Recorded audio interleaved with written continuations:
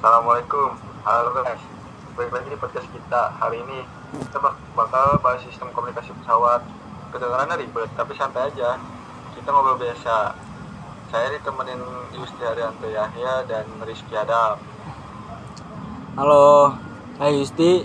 Semoga abis ini yang dengar jadi paham kenapa komunikasi di pesawat itu penting banget. Oke, langsung aja ya, Yusti. Sebenarnya sistem komunikasi pesawat itu ngapain aja sih?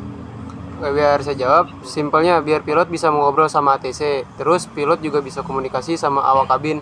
Selain itu ada juga sistem yang mengirim data pesawat ke darat, jadi bukan cuma buat ngobrol doang. Nah, ya betul. Kalau komunikasi ini bermasalah, risikonya bisa gede. Salah dengar instruksi aja bisa bikin situasi bahaya.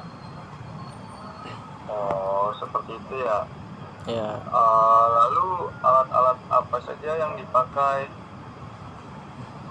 Yang paling sering dipakai itu radio, VHF buat komunikasi sama ATC. Terus ada ACP buat ngatur audio, AMU buat ngatur distribusi suara, antena VHF buat ngirim dan nerima sinyal, sama CVR yang merekam suara di kokpit. nah CVR itu penting banget.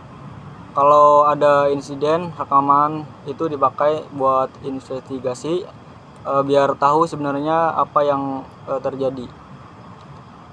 Oh, begitu ya. Berarti semua komponen saling berhubungan atau tidak? Bener, misalnya satu komponen rusak nih, komunikasi bisa kayak keganggu. Contohnya di materi kita ada kasus VHF 1 yang suaranya putus-putus waktu pesawat lagi di scan. Iya. Itu kalau boleh tahu masalahnya tuh kayak gimana sih? Ada Ternyata itu konektor kabel koaksialnya korosi atau kendor. Nah, akibatnya sinyal jadi jelek. Nah, muncul suara berdecit, bahkan komunikasi sama ATC itu bisa terganggu. Untungnya masih ada VHF cadangan. seperti itu. Kalau sampai komunikasinya putus total, bahaya banget ya. Banget. Soalnya pilot bisa kehilangan komunikasi utama sama ATC. Apalagi pas fase penting kayak landing tuh. Beban kerja pilot tuh jadi kayak lebih makin tinggi. Oh. Sekarang kita masuk ke kasus yang terkenal, Tenerife 1977.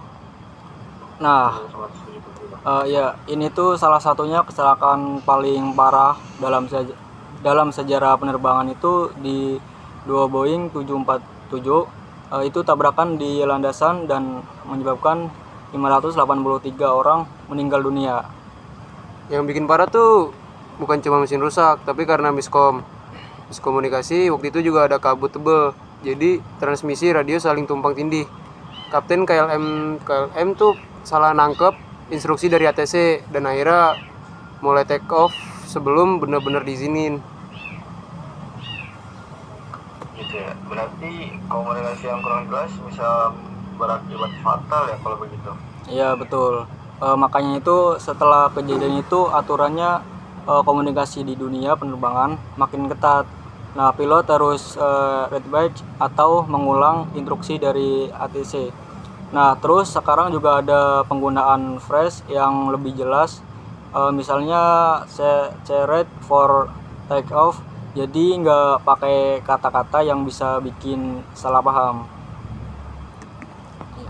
Selain itu juga disarankan pakai CPDLC. Jadi instruksi penting bisa dikirim dalam bentuk teks digital, bukan cuma lewat suara doang kayak yang kemarin-kemarin. Oh, seperti itu ya. Jadi kesimpulannya sistem komunikasi pesawat itu bukan cuma soal ngobrol lewat radio aja ya berarti, tapi bagian penting dari keselamatan penerbangan ya. Ya benar, teknologi secanggih apapun tetap harus didukung komunikasi yang jelas dan prosedur yang benar. Karena satu kesalahan komunikasi kecil aja bisa berdampak besar kayak kasus yang dua tadi kita bahas itu.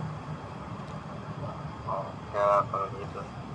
Nah, itu dia pembahasan kita hari ini. Semoga obrolan ini nambah wawasan kalian tentang pentingnya sistem komunikasi pesawat. Jangan sampai ada kejadian yang berulang lagi. Sampai ketemu di podcast berikutnya. Bye-bye. Terima kasih. Terima kasih. Nonton.